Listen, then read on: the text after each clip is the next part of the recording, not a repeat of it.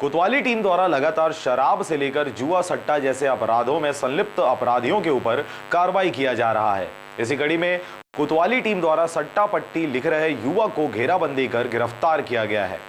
आपको बता दें कि सिटी कोतवाली टीम को मुखबिर से क्षेत्र के मोतीमपुर गांव के स्कूल पारा में युवक द्वारा अंकों का दांव लगाकर सट्टा पट्टी लिखने की सूचना मिली, जिस पर सिटी कोतवाली टीम द्वारा त्वरित कार्रवाई करते घेराबंदी कर आरोपी युवक को सट्टा पट्टी व 1100 नगदी रुपए के साथ गिरफ्तार कर कार्रवाई किया गया है।